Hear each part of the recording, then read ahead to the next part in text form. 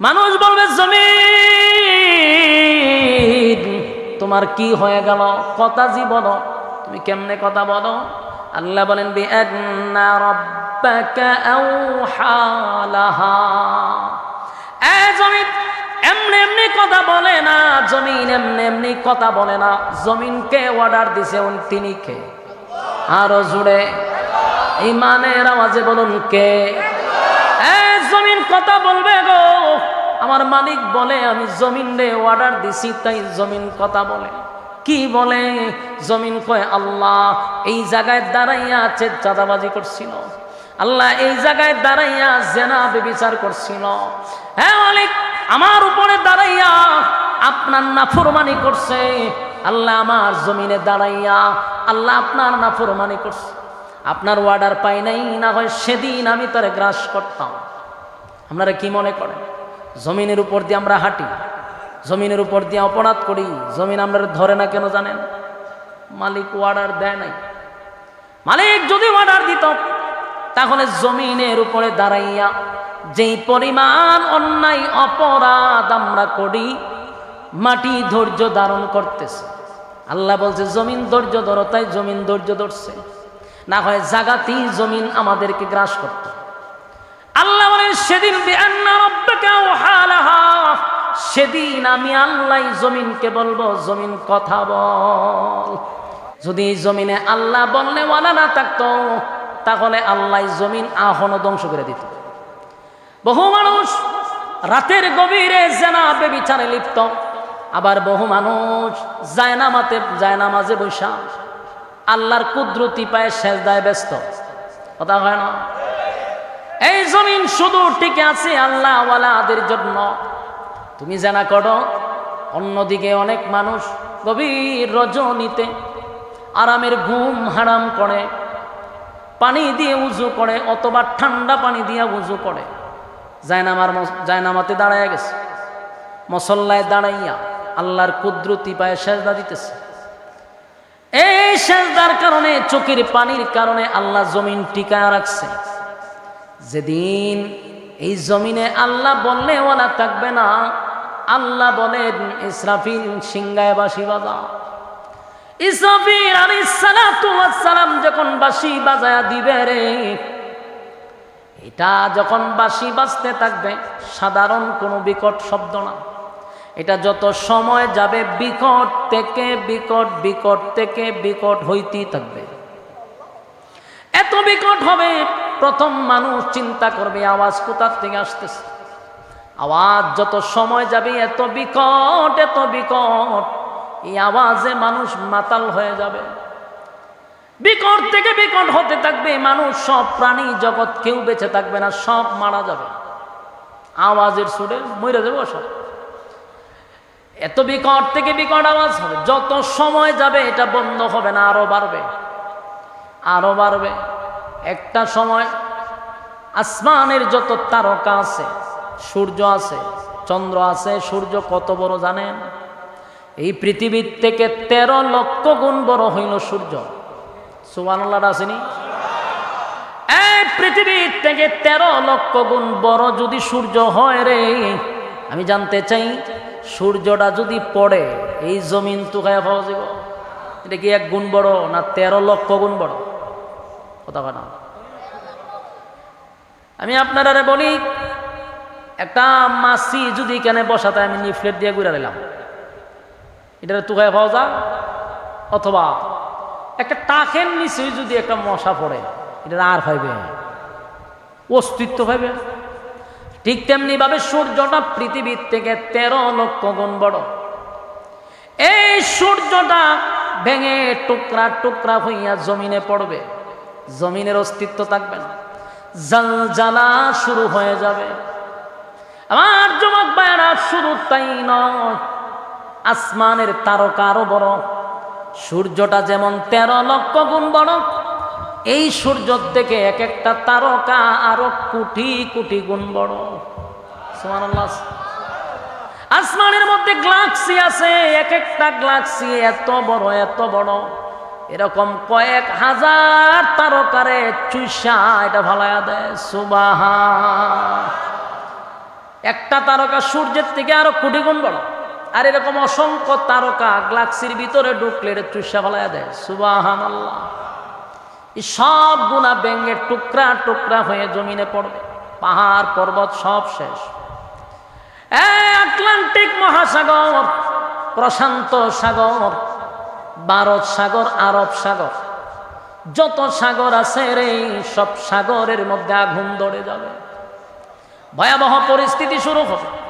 আল্লাহ বলেন ইযা যুলজিলাতিল আরদু জিলজালাহা, প্রথম যখন বাঁশি ফু দিবে তখন জমিনের মধ্যে একটা ঝাঁকুন শুরু হবে, আওয়াজ বিকট থেকে বিকট হবে প্রথম। এরপর আল্লাহ বলেন আখরাজাতিল আরদু আসকালাহা, জমিনের ভিতরে যা কিছু ছিল, জমিনের ভিতরে যা আছে গুপ্তধন, স্বর্ণ মুদ্রা, এমনকি হীরা মণিমুক্তা, সব জমিন উগলায়া দিবে। যেমন মানুষ বমি করে ঠিক তেমনি ভাবে জমিনও সব তার ভিতর থেকে বাহির করে দিবে। মানুষ তাকায়া দেখবে, মানুষকে দেখানো হবে জমিন যে উগলায়া দিছে, জমিনের ভিতর থেকে সব আল্লাহ বাহির করে দিবে। যারা চুরি করলো, ডাকাতি করলো সম্পদের জন্য, হীরামণি মুক্তা স্বর্ণ সহ সম্পদ গুলা যখন বাহির হবে, অনেক মানুষ যারা চুরি করছে, ডাকাতি করছে, চাঁদাবাজি করছে, টেন্ডারবাজি করছে, তারা বলবে হায় হায়, এই সম্পদের জন্য আমি মানুষ খুন করছি, এই সম্পদের জন্য আমি আপন ভাইকে খুন করছি, এই সম্পদের জন্য আমার আত্মীয়র সঙ্গে আমি যুদ্ধ করছি, আমি আমার আত্মীয়র হক নষ্ট করছি। আজকে সম্পদ আমার সামনে জমিন বাহির করে দিচ্ছে। আল্লাহ বলেন আখরাজাতিল আরদু আসকালাহা, জমিনের ভিতর থেকে সব বাহির হইতে থাকবে। হায়, মানুষ দিশেহারা হয়ে যাবে গো, হায় হায়, মানুষের সামনে এগুলা যখন বাহির হবে। আল্লাহ বলেন ওয়াকালাল ইনসানু মা লাহা, এই দৃশ্য দেখার পরে ওয়াকালাল ইনসানু মা লাহা, এই দৃশ্য দেখার পরে মানুষ বলাবলি করতে থাকবে, এ জমিন তোমার কি হয়ে গেল, জমিন তোমার কি হয়ে গেল, তোমার ভিতর থেকে সব সম্পদ কেন তুমি বাহির করে দিচ্ছ, সব বাহির হয়ে যাবে। মানুষ আফসোস করতে থাকে, হায় আফসোস, আজকে জাহান্নামের আগুনে জ্বলবে সম্পদের জন্য। হায় আফসোস, কত বাড়িতে আমি ডাকাতি করলাম, কত দোকানে চাঁদা তুললাম, কত টেন্ডারবাজি করলাম, কত মানুষের হক আমি নষ্ট করলাম, আজকে জমিন এই সম্পদ আমার সামনে বাহির করে দিল। ওয়াকালাল ইনসানু মা লাহা, আর মানুষ বলবে জমিন তোমার কি হয়েছে। তখন আল্লাহ বলেন ইয়াউমাইযিন তুহাদ্দিসু আখবারাহা, সেদিন জমিন সংবাদ পেশ করবে। আল্লাহ বলেন জমিনের জবান আমি আল্লাহ খুলে দিব, চিৎকার দিয়া কোন সুবহান।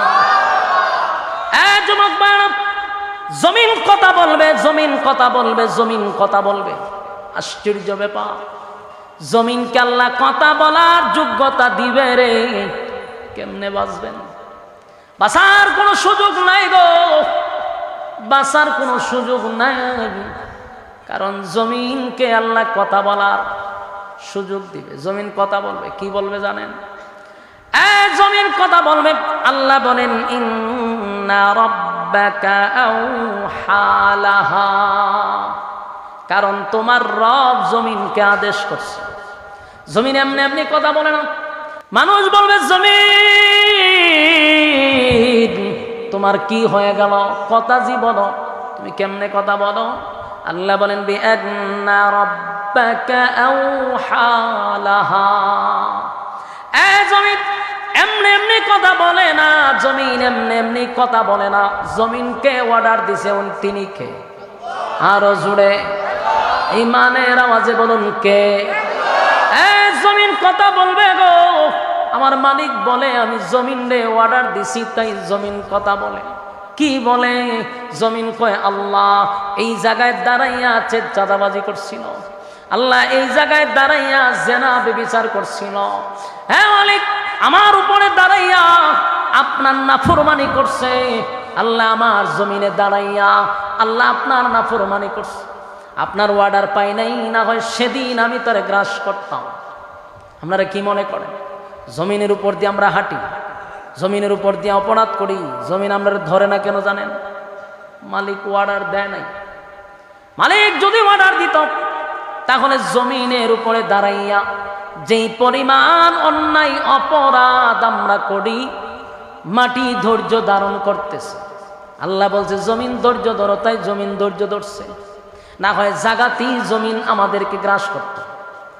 আল্লাহ বলেন সেদিন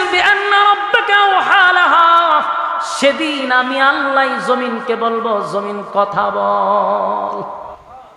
কিতা বুঝেন? বাসন যাইব। আপনারা যদি মাতুন না, বাসার কোনো সুযোগ আছে?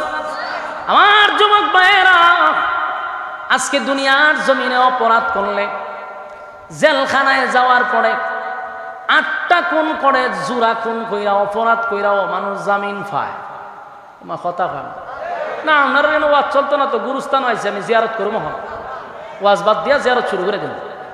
তাই আমি কি মুর্দার সামনে বসি? তো কথা কই না দি। বাংলাদেশের আমি ইতিহাস গেছিনি, আপনাদের নীরবতায় বোঝা যায় এমন কোন অপরাধ বাংলাদেশ হয়েছে না। তাহলে আওয়াজটা তো দিতেন। এমন ভাবে হয় বোঝা যায় না। না না না, আশ্চর্য কথা, এটা কোন সময় হয়েছে?